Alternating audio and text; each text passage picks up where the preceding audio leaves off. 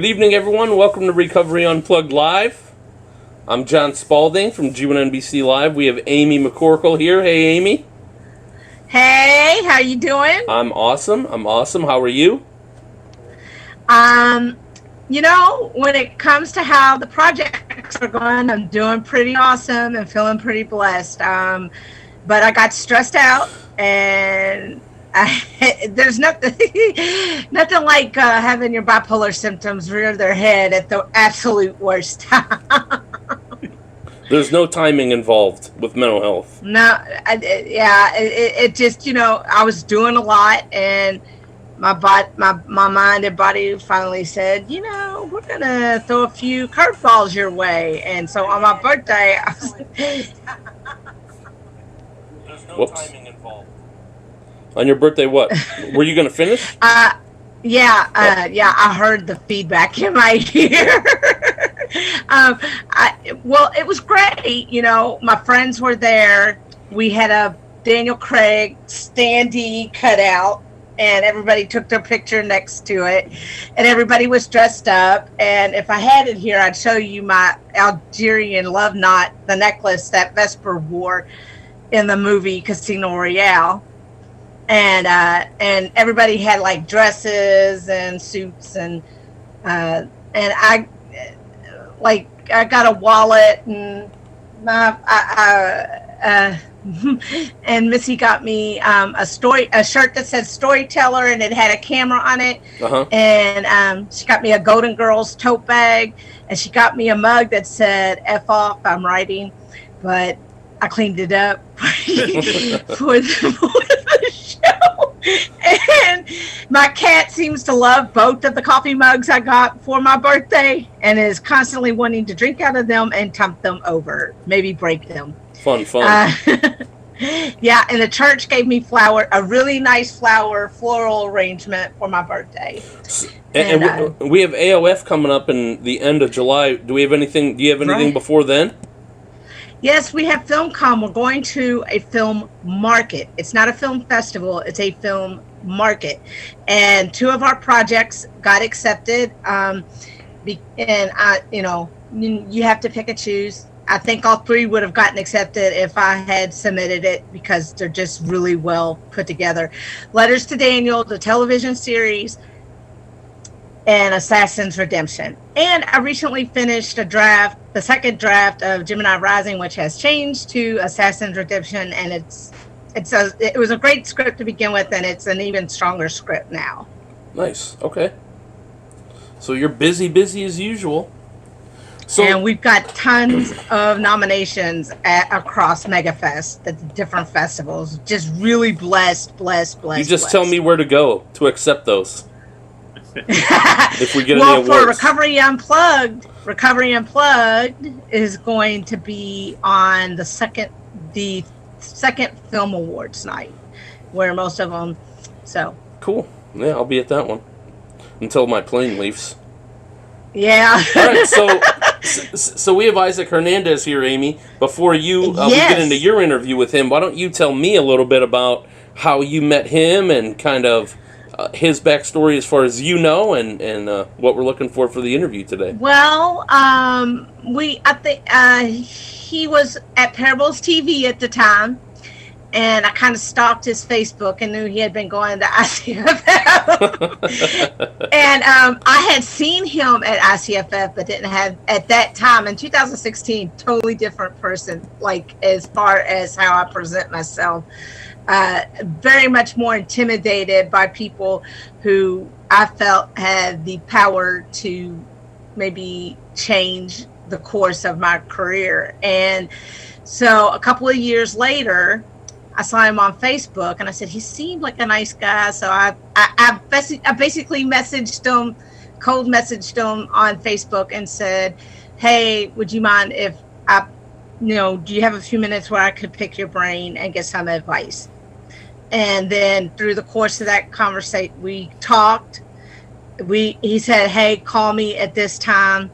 And we talked, and he asked me to send Everything, which was The Guardian, which was his first contact with the Guardian script, which he absolutely loved. But at the time, Parables TV wasn't really like a content creating studio. They were like a content provider. Like he could, if I had the content, he could definitely get me on air. But, they just, there's a lot of projects. And then, of course, Letters to Daniel, I sent to him. And we met at NRB in 2018. I think it was actually on Daniel Craig's birthday. People joke to me, "Hey, Daniel Craig was looking out for you." And so I met him at NRB. What's NRB stand for? What does it stand for, Isaac? National Religious Broadcasters. Okay. Okay, and so I took a Greyhound bus to Nashville in the morning. Talked to Isaac maybe 40 minutes, maybe 40 minutes. And then I turned around, and in that time he read 2/3 of Letters to Daniel, and he gave me a letter of intent to distribute. So that was like my first taste of, even though letters of intent are kind of flexible and aren't like a guarantee of anything, it was like that hope, or that, it really made an impression on everybody around me that I was able to do that. But he read the script. He read 2/3 of the script and said, Missy was amazing. And I think everybody who knows Missy knows that she's amazing. And you're going to get to meet her at AOF, Isaac. She's going to be there. Oh, awesome. And hey, when's she coming on this show? She will probably never come on this show because she doesn't like to be on camera. And he said, and you are unstoppable, because and then Abigail, who was the first AD, and she played my Aunt Jan and Pam in the movie. She picked me up. She goes, "Where are you?" I was like, I'm sorry. I was standing right here. And so then I got directly on the bus after. It was like I was there for 40 minutes, got some lunch, picked up dinner so I would have something to eat on the way home, and took the bus back home and got home around 11 or 12 at night. So it was like this big whirlwind. Yeah. And Isaac, did you have any idea that you were being cyber stalked at all? Oh yeah. I could tell I was being cyber stalked. So I figured if I give her those 40 minutes, maybe she'll leave me alone. Wrong. Joke's on you. Wrong. Well, that's cool. All right, so we're watching Old King Cole. That is Del Weston's movie, and starring Annabelle Monroe and a bunch of other people that are involved in the AOF film festival. So let's watch that, and then we'll come back, and Amy's going to interview Isaac Hernandez.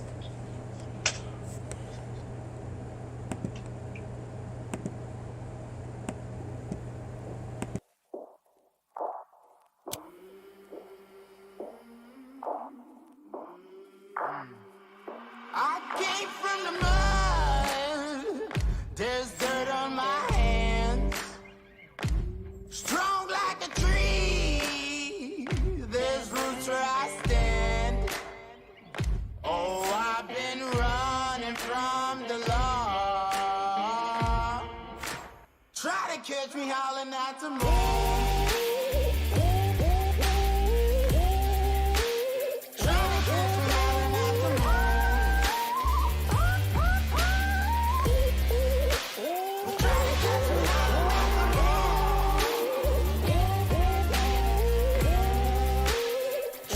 Am I live?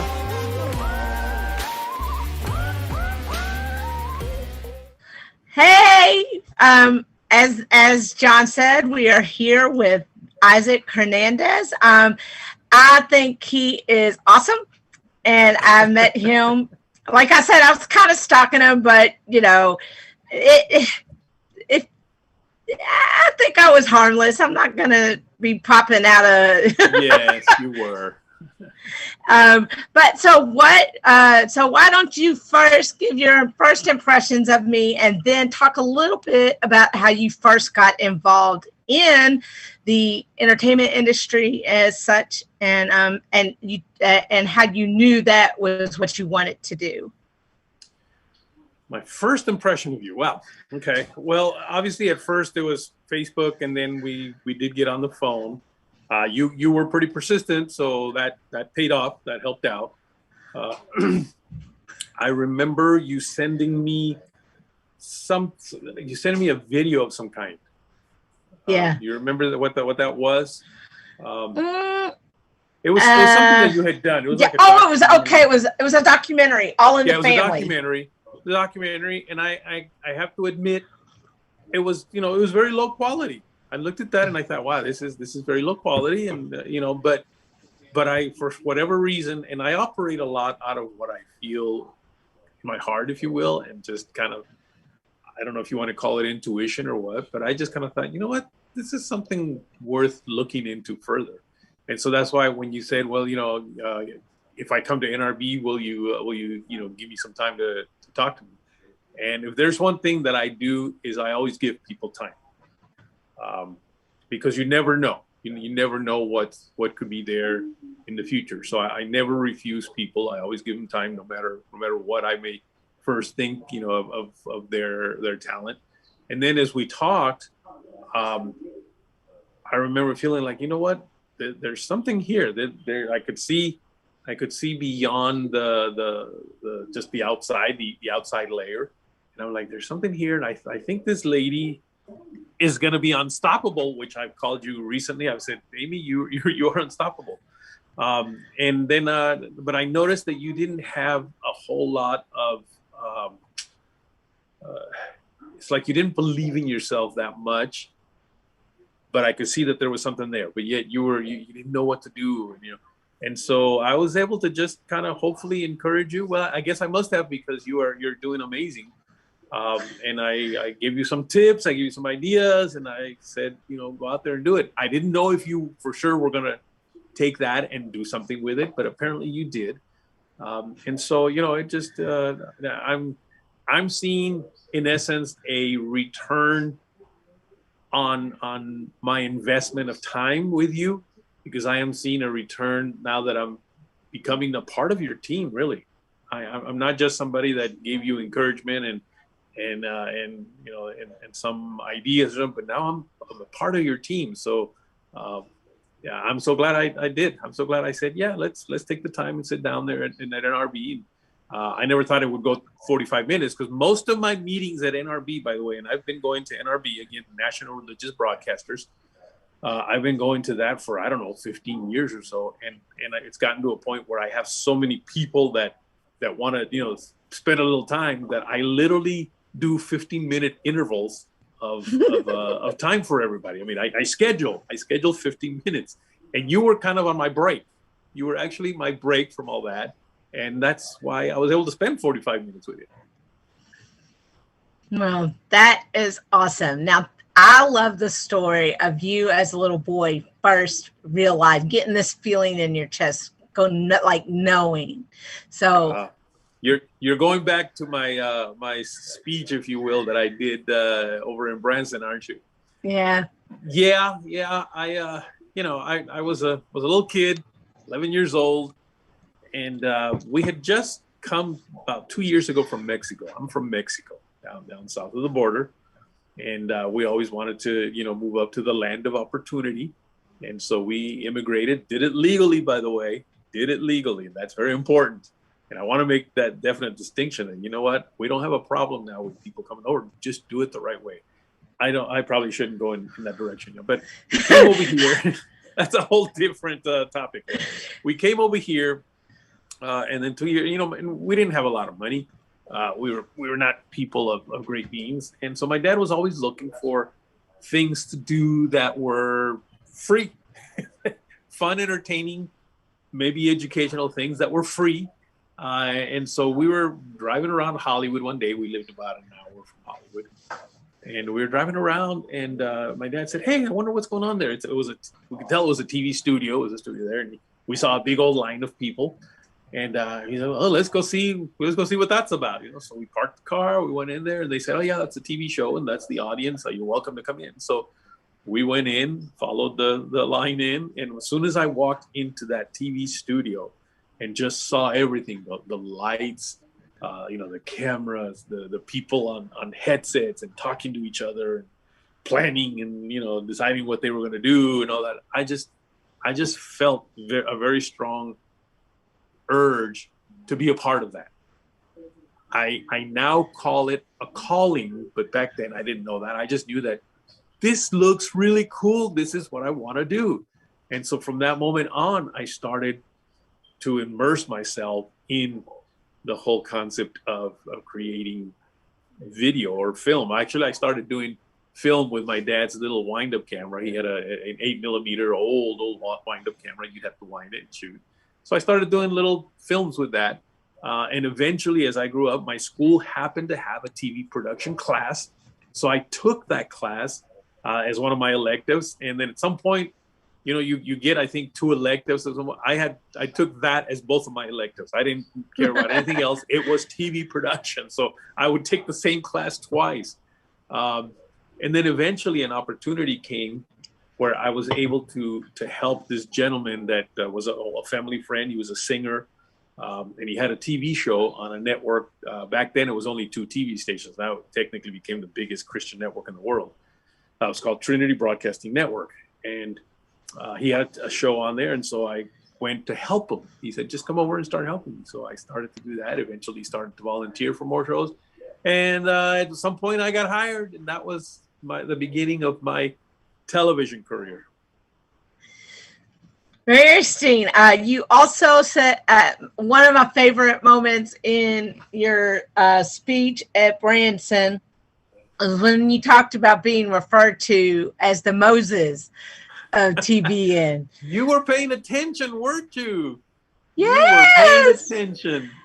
Well, okay, so I'm now working at this network, and just basically going up the ladder. I started as an audio guy, but I always try to set my sights up on the next level. And so I saw what the director was doing, and I'm like, I want to do that. And so I began to, when everybody went to lunch, I would go into the director's booth and start messing with the controls and all that, and figuring out, that's how this is done. So I kept climbing up the corporate ladder, if you will, as it comes to production. But if there's one thing that I can say about Christian television is you don't get paid very well. It's not like working in Hollywood. I have a brother that works. In fact, he works on The View now. He's a camera operator, not The View. I'm sorry, on The Voice, and he makes a lot of money. I mean, he really does make a lot of money. Well, as a director in Christian TV, I wasn't. And so no burn on Christian TV. It's just the way it is. And so I had this opportunity that came to me from Hollywood to direct a TV show in Hollywood when PAX TV first launched. It was a show called Great Day America, and they were looking for a director that, number one, wasn't union. Well, that's me. Number two, could do live TV. That's me. I was doing live TV. And even an added bonus for which they gave me a little extra money that could cut my own show, that I could actually push my own buttons, which at TBN, that was a big thing. It was like, no, we don't need 2 guys in there. We just need 1 guy. And this particular show, because of where they were shooting, didn't have enough room for a director and a technical director. So they said, can you do both? I said, of course. So that got me a little extra money. So, and then they asked me an interesting question. They said, do you have any other crew members that you work with that you are very comfortable with that can do live shows and all that? And I said, yeah, I do. And so I got them to hire the 4 top people the top person for each of these departments from TBN. So I took basically the crew chief, took the audio engineer, took the assistant director, and I took the video engineer with me, which doubled their income like that. And so they went with me. They left their job at TBN, and they went with me. And later on, I mean, literally years later, I went back to TBN for something that, I don't even remember what I was there for, but I was there. We were sitting having lunch at this one table, and I heard somebody talking to somebody else about this guy. It was almost like he was a legend. And they called him the Moses of TBN because he took people out of there and took him with him. And I'm thinking, wow. And one of the guys, he said, "We're talking about you." Okay. So, yeah. Okay. So, moving ahead a little bit, you said, I remember you, okay, so when the next time I saw you in person after NRB was the 2018 ICFF, and we hung out, like you let me hang out at your table, and we talked a lot about the kind of Christian films you wanted to bring to the audience. And I saw your Faith in Film interview. I can't think of his name, but he had a Christian zombie movie. Talk about what kind of genres I heard it called. Actually, a friend brought my attention to it, Andrew Cooper, and he said, actually, this reminds me of the work you're doing. And I heard it referred to as faith adjacent. Why don't you, maybe some of my audience doesn't know, they've heard of faith-based, maybe explain to them what faith adjacent is opposed to faith-based and how they cross and how they're a little bit different. Let me see if I can think of what that real distinction is. Actually, to be honest with you, I hadn't heard the term faith adjacent, before, but I get what it. I think I understand what it means anyway. I have, for pretty much all my life, been in the faith world, let's call it that Christian world, whether it was Christian TV for over 25 years, wow, to then Christian film in the past about 18 years or so. 18 years I've been in the Christian film industry. So faith-based films are basically films that adhere to a very biblical worldview, and the entire. It's almost. I mean, many times they can literally be almost like a sermon in a movie, like a sermon in a box, and that's what most people think of when they think of Christian movies. A lot of times they are intended for, when we say preaching to the choir, they're intended for the choir. They're intended for the Christian audience to be able to look at that movie and not feel offended by why they might see in a movie that is not a Christian movie. A faith adjacent movie, I'm going to say, is probably what's happening now, is where it's not a movie about faith, because most of the Christian movies are about Christianity. Again, sermon in a box. Whereas the faith adjacent is maybe a movie that has nothing to do with faith, other than faith is kind of there around it, or as a part of it. So perhaps it just so happens that one of the characters might be a person of faith, might be a Christian, and so he's interjected into the story, but the story itself has nothing to do with Christianity. Well, the way the article explained it, and the way, actually, I had Bob Sines on my show last week. Yes. The way he explained it was, you're preaching beyond the choir. Faith-based movies preach to the choir. Right. Faith adjacent preach beyond. And so it's like, so it's more of a light touch as opposed to like totally a part of the plot, like you were saying. It's more like light touches throughout, and I feel like it's more organic to the story. And if you're going to bring people to Christ, I feel like you got to give them, you got to meet them where they're at. And that's why I think you were talking about like the Christian zombie movie. It meets people where they're at. Yeah. Well, when you think, I don't know if you understand the word evangelistic. So in other words, is somebody taking the gospel out, not somebody talking about Christ in the church, but taking the gospel out. And you have to do that differently than you would preaching to your choir. Right. And so what these films are all about, I believe these films are somewhat evangelistic. So in other words, they bring the gospel in a subtle way, packaged in something that the non-Christian can understand and accept. Most of the Christian movies, the real, strong Christian movies, a non-Christian audience is either not going to really fully understand or is not really all that interested in watching in reality. And so so you're not gonna reach them with it for the most part. There's exceptions. There's movies that, perhaps you as a Christian would bring a non-Christian to watch this real strong Christian movie, and maybe they would get it. Maybe they would find, Christ to it, and they would have a change of heart, a change of lifestyle. But if you really just kind of get out there in mass, you kind of got to package that in a vehicle, or put it in a vehicle that is more accessible and understandable to them.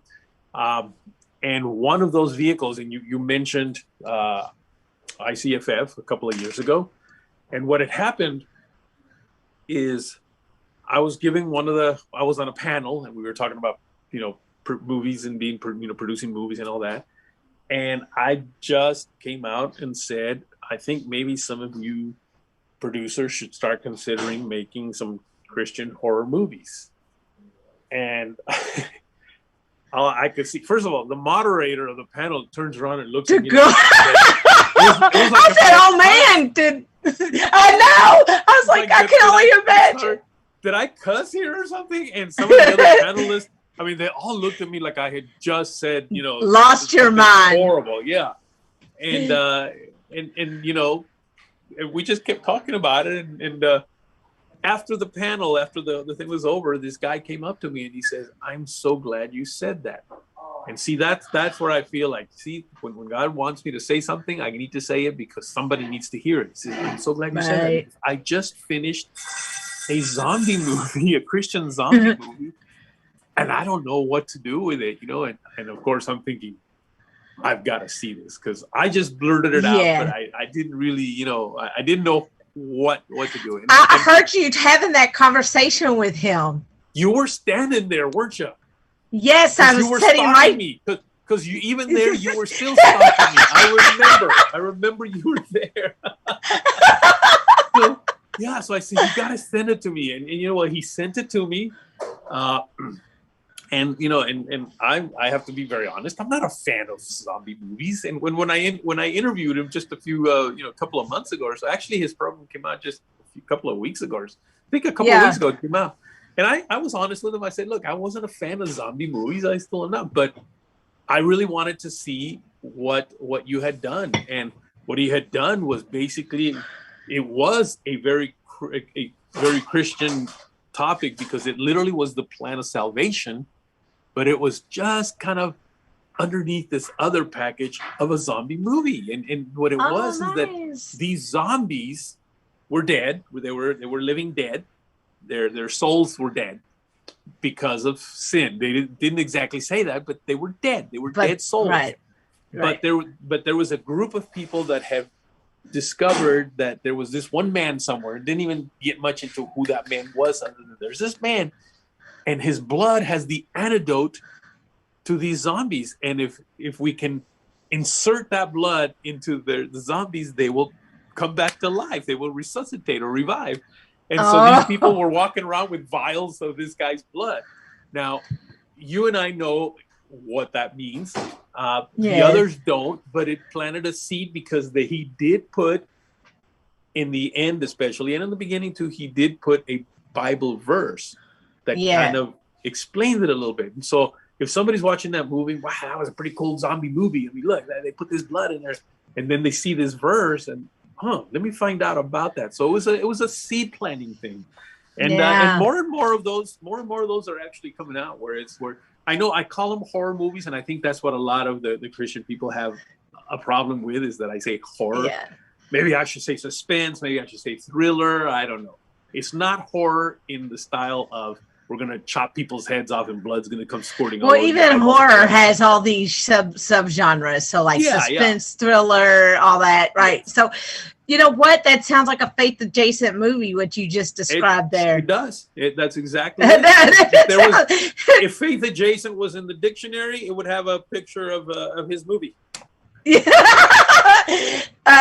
Okay, so I'm going to shift a little bit and talk about. Okay, so I've got a question, and then I'll go into some stuff where we're working. As you said, we are actually becoming a team. Yes, we are. I wrote a book, or actually, I wrote a series called The Guardian, and wrote 4 episodes, and then I proceeded to write the book based on the series. And I sent you. I like literally wrote 4 episodes in under 2 months. So, wow. No, kitty. and it was about. I would say it's faith adjacent, and it's dealing with the topic of mental illness and how it is perceived by society at large, how it is perceived by institutionalized religion, and it's like institutionalized religion versus faith. What is faith? God, Jesus, and it does. And so I thought. I was worried you might not like it, but you came back to me and you said you loved it, so in your lifetime, other than me, because I have bipolar disorder, have you been affected directly or indirectly by mental illness? I probably have. I had never thought of it that way, but now that I think about it, for instance, I do recognize that, yes, I'm not personally affected, but I have known people that have had, that are close, that have had some sort of mental illness. But it was not something that I gave much thought to. Until you. Well, that's what I'm here for. I feel like that's got, how you say it. I love to write, and I love to write about mental health stuff. And I was just inspired because, my church is very good to me, but I know there are stories where some people have been encouraged to go off their medication by their church, and they go off and they have these terrible manic episodes. And I'm like, somebody who is a Christian, it doesn't, right? Somebody needs to, like, I just felt like that was my calling with my gift. And it was nice when you read it, that you got, you saw the vision. And so so as you were saying, at Branson, me, you, and not Branson yet. I came up to you and at Branson with Annabelle and Lorraine, and we had what is called a pitch deck. And we showed that pitch deck on this show the Monday after Branson. And we showed it to you. What was your impression? Okay, because we hadn't seen each other since 2018 in person. We had been touching base, and you had put like right at Parable TV's End Run. Letters to Daniel was on for a couple of months, and you right. So, what was your impression of me as my growth went as a filmmaker? It's a very good question. Because a lot of times people think of people with mental illnesses, mental disorders. I don't know what the proper name to call it is, and I don't want to offend anybody, but people think of people with a mental illness of some kind as somebody who will never achieve anything. No, they're always going to be a burden on somebody because they have mental illness, and so they'll never achieve anything. So to see what you've been able to do, because you have pretty much put together an amazing team, and you getting all these awards for your scripts and getting people to actually be interested in your movies, and getting a team like what you put together, even just to put that pitch deck together, I was extremely impressed. That it wasn't, and you don't have any money that I know of, unless you're not telling me that you are actually. No, I do. You don't have any money, and yet, yeah. Well, it's I've been to the festival, like Annabelle. I met her in 2016, and she had the weirdest movie I had ever seen in my life called Gaijin, Fish Out of Water, and it was an experimental, and it was like a Japanese fable. like she stole from the gods, right? Mm-hmm. And so she was punished. And and you got to decide what's real and what's not. And I met her, and then the year after that, the festival director at AOF made her queen of AOF. And she's like, what does that mean? And so she decided to do something with that, right? He gave her that title. She did something with that title. And we got to know each other. That was in 2016.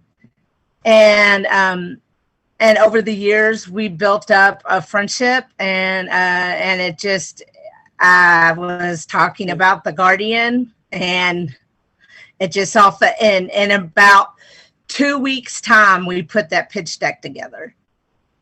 And that's a gifting that you have to be able to get people to want to partner with you. We don't want to be hired by you because you don't have any money.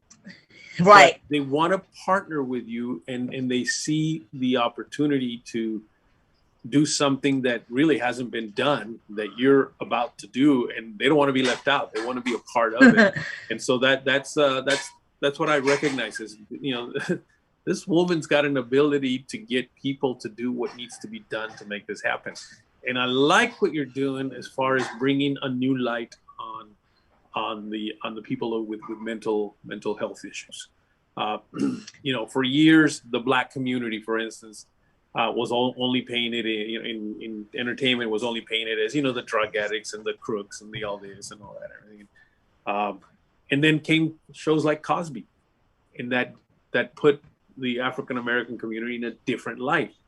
I'm thinking about that right now with the Hispanics. I'm Hispanic, and I'm thinking, we're always shown as, again, drug addicts and I was thinking of In the Heights. That was just In the Heights. That was just released. That just came out, and see, so painting the Hispanic community in a different light, and you're doing that with mental health problems, because most of the time that you see somebody with mental health issues in entertainment, it's not in a positive light. And you're changing that around.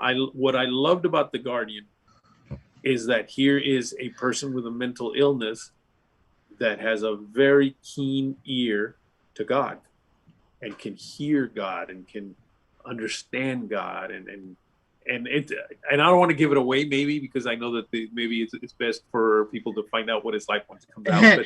But it's that ability to really hear God that is interesting to me. Well, the script got selected at the Christian Family Film Festival recently. I'm still, there's a couple of places I'm waiting to hear back on it from, but I'm also getting ready to develop a character Bible, because that's what the studio, Joshua said, start with the character Bible, and we'll build from there, because he wants a limited series 5-episode thing. Yeah. And he said 27 to 30 pages. I said, yeah. He just said that was like the fastest yes I'd ever gotten in my life. But then I also remember I pitched at Branson. And do you remember what you said when I came up on stage with Annabelle and Lorraine? No. You said Amy comes with an entourage. Oh, yeah, that's right. Because everybody else came up by themselves, and here you are with a whole entourage with this, one of the best pitch packages that was presented there. And that's what I mean. You have a gifting of getting people to join you and partner with you. They came to ICFF too. I said, listen, I don't think I'm going to win, because like the quality, because it like stuttered, and like there was like some glitches at the beginning, but finally it smoothed out. But the content, it's never the content that's bad. It's like it's always the production value that I'm going for. Yep. So I really, now that we pitched you came to dinner, but I am not the only one who came away with someone supporting a project. Annabelle had a discussion with you at ICFF. Want to tell the folks in our audience about it? and I have shared that discussion with a few people already. So we're sitting at dinner, and out of the clear blue sky, she asked me a question that I don't think anybody has ever asked me before, and that was, Isaac, what is your dream? I thought, what? What is your dream? And I began to think, and I thought, you know what? I don't know if I even know what my dream, because my personality has always been to help others get their dreams to come true. And I've done that for years and years and years and years. And it's nice to hear from them when they say things like, you know what, if it wasn't because of something Isaac said or something Isaac did, that I am here today. And that's been, I thought that was my dream. And she goes, no. What is your dream? I don't know. So she started pressing some more. She goes, well, have you ever wanted to make a movie? And then I thought, yeah, actually I do. I just always put that aside because I want to make sure that you make your movie.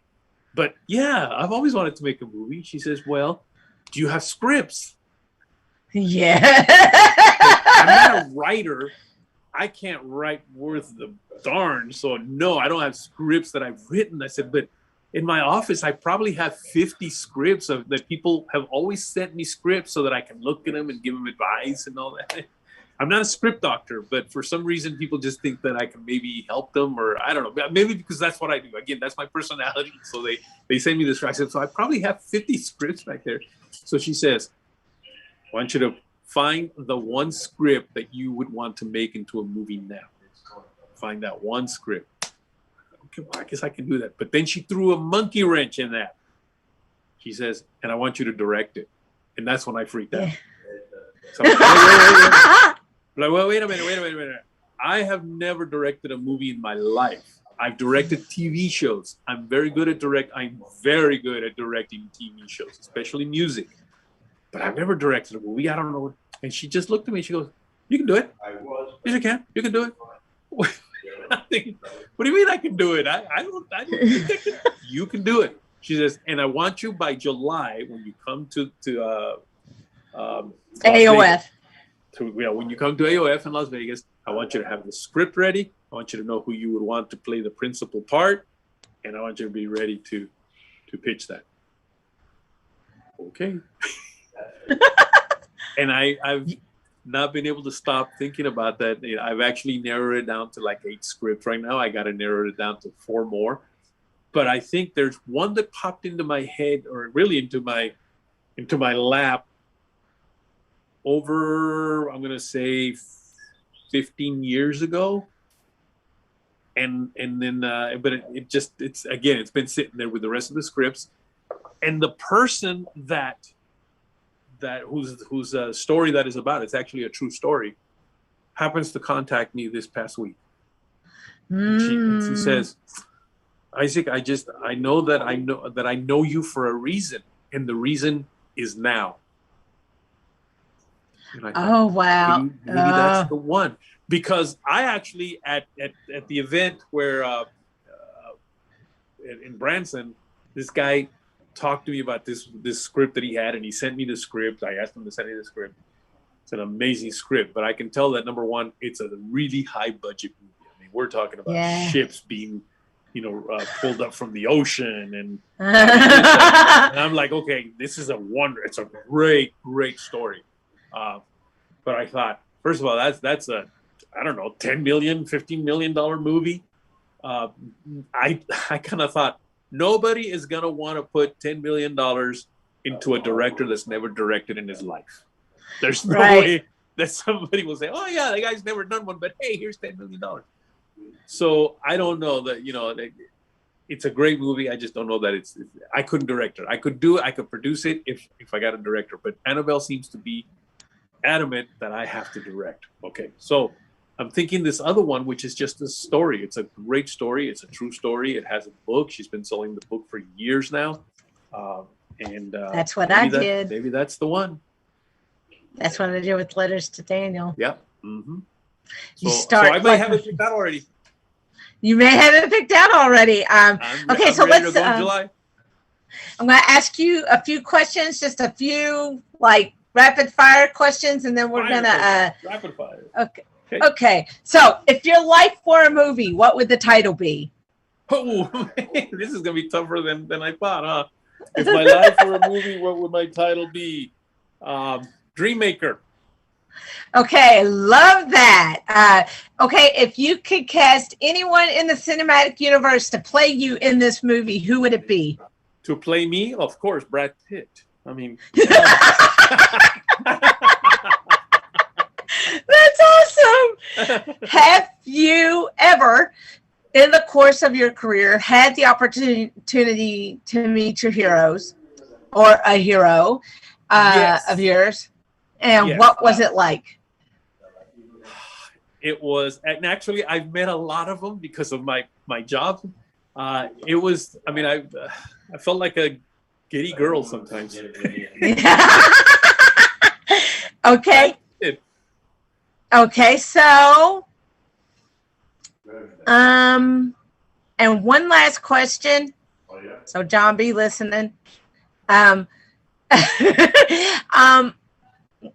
For people like me who are out there, who are also battling whatever mental health conditions or physical disability, and are pursuing a career in the motion picture industry, whether it's faith-based Hollywood or whatever, what wisdom or what advice would you have for them? I would say never let that thing that may seem to be something that would stop you, never let it stop you. I think of people like Nick, I forget his last name, but it's the guy that has no arms and legs. I mean, there's a guy that could basically said, I ain't doing nothing because, I mean, look at me. I don't have arms. I don't have legs. But that didn't stop him from doing what God put in his heart to do. And by the way, even if you're not a Christian, I believe God sometimes put things in your heart to do and you don't recognize who it comes from, but you know you got to do it, so you got to do it. So don't let any of that stuff stop you. If you feel that urge, that calling, we Christians call it a calling. You can call it an urge if you want, but if you feel that, don't let anything stop you. Don't let anybody tell you can't. Okay, and that's the last question. John, are there any questions from the outside world, or do you have any questions to follow up with? No questions tonight. I do like the movie name, Dreammaker. And I was wondering if you were going to say Brad Pitt or not. I can see the resemblance. But no, it was cool. It was interesting hearing your story and hearing about all the work that you do and things like that. And you two had a great conversation. So glad to be here. Right. And yes, I was listening. I always am. Just making sure and keeping you on your toes. Yeah, no, that's okay. That's okay. What's next for you, Isaac? What do you have coming up? I know we'll see you at AOF, so I'm looking forward to meeting you there. Well, the very next thing for me, of course, is this coming week. I go to NRB, which again is the National Religious Broadcasters. It's been around for many, many, many years. It's basically where originally a lot of the radio broadcasters, because they were the ones that were involved a lot in the Christian space. So they would meet every year and have their conference. Then it became television as well. Now film for the past, I'm going to say 5-6 years has made its way into it. So I'll be there again for like the 16th time or so, and just meeting people and seeing what else is out there. And then I'm now currently, you mentioned parables. Parables went away. There's no parables anymore. But I am now working with another platform called 24 Flicks. Yeah. Okay. And you literally, and in fact, it's launched by the guy that runs the International Christian Film Festival, ICFF. So 24 Flicks, I am now a partner in that, and my goal is to make it a hugely successful platform. What is it? It's a streaming entertainment platform. There's again, movies, TV shows, documentaries, children's things, and just a lot of really good wholesome content. It's not all Christian. It's actually a lot of it is also family stuff. And it's not only, the interesting thing about it, it's not only good for the person that likes wholesome entertainment, it's also good for content creators, because Marty again has the International Christian Film Festival, in which he brings in a lot of professionals to do master classes. He tapes those master classes and he puts those on this platform. So if you're a content creator, if you're a film director, producer, writer, actor, whatever, it's a good platform to be a part of. And that way you can, just having access to those master classes is worth every penny of it. It's not even that much. I think it's $3.99 a month. And there's even a break if you order the whole year. So that's what I'm doing now. I'm also doing a lot of consulting for other. Just bring him on. Just bring the cat on. No, he's gonna wait. He's gonna knock everything over. Yes. Oh, that's a huge cat. Isaac, when the cat yes. when the cat comes on, that usually means it's time to end the show. It's time to end the show. So anyway, that's what I'm doing. And where can they find you on the interwebs? How's that? Oh, what were you gonna say? You go ahead and finish, and then I'll ask. If anybody wants to, just reach out to me. You can write me at Isaac. That's ISAAC. So ISAAC 858 at gmail.com. Isaac858 at gmail.com. They can write me there. They can easily follow me. Really, my show, Faith on Film TV. So, and if they want to catch a lot of the shows that I've done, they can go to YouTube and look up Faith on Film TV, and they can watch. I've got like 80 shows on there. So, I didn't want to pass up that opportunity to at least let people know how they can get a hold of me. Gotcha. So and that was the last question, was how can they find you on the interwebs? So yep. Faith on Film TV, and then you said Isaac857 at Gmail? No, 858. No, Isaac858 at gmail.com. Yeah, in case anybody wants to know, that's basically my birthday. Just in case you guys want to get some gifts. Just in case somebody wants to know, August. Send some virtual gift cards.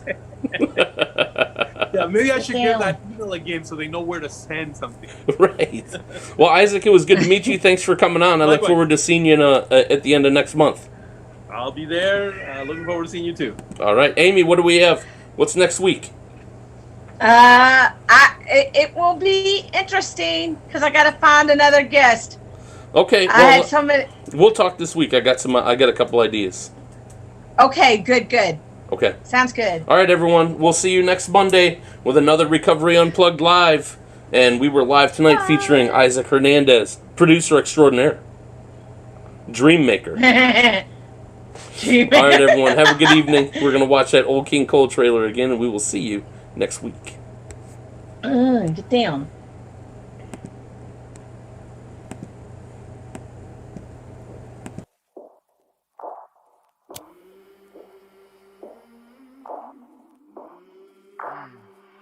I came from the mud. There's dirt on my hands.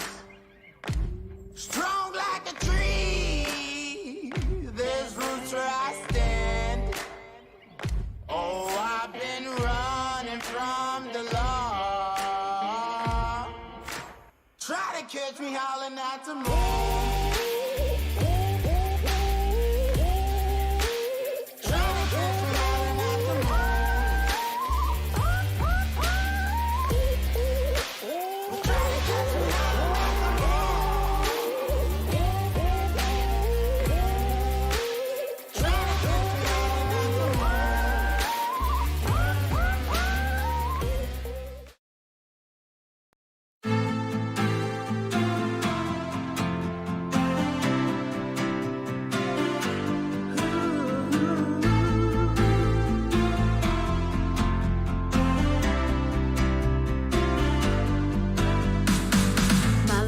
Upside down and shaking all around. They see no end inside. I thought I was losing.